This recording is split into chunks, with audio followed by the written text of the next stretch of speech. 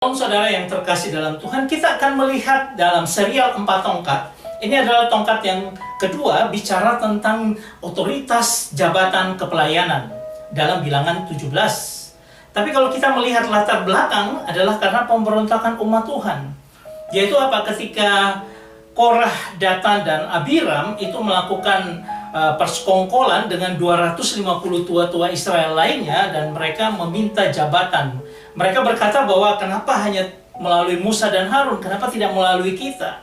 Nah, ini mulai menggoyahkan akan kepemimpinan pada saat itu. Karena apa?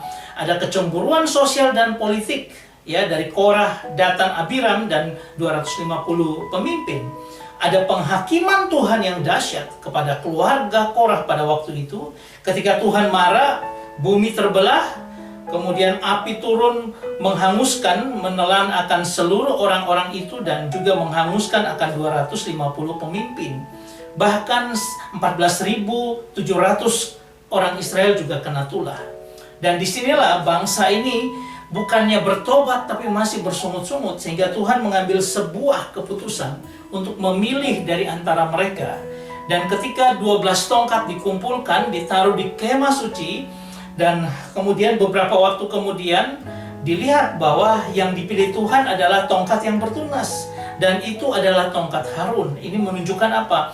Bahwa pengakuan atas otoritas pemilihan Tuhan harus dilakukan. Ini Tuhan yang berencana dalam kehidupan seluruh orang Israel, dan Tuhan yang memimpin mereka. Nah, disinilah kita bisa melihat bahwa kenapa Harun ya mendapatkan pilihan itu. Karena anugerah itu otomatis mutlak, keputusan Tuhan, kedaulatan Tuhan, dan dia bisa memilih siapapun yang diinginkan. Kedua, kesetiaan suku Harun dalam peristiwa anak lembu emas. Ketika apa?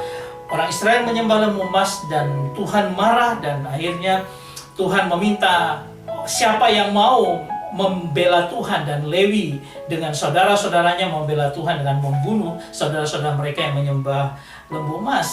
Dan Tuhan memilih mereka yang juga mau meresikokan diri untuk Tuhan. Di mana apa? Lewi memilih tindakan yang seperti itu. Refleksinya bagi kita adalah apa? Ketika setelah kita melalui pengorbanan Kristus, maka Allah memilih kita sesuai dengan anugerahnya. Untuk apa? Untuk melakukan tugas dan pelayanan. Bukan kita yang menyerahkan diri untuk dipilih, tapi Allah yang memilih kita.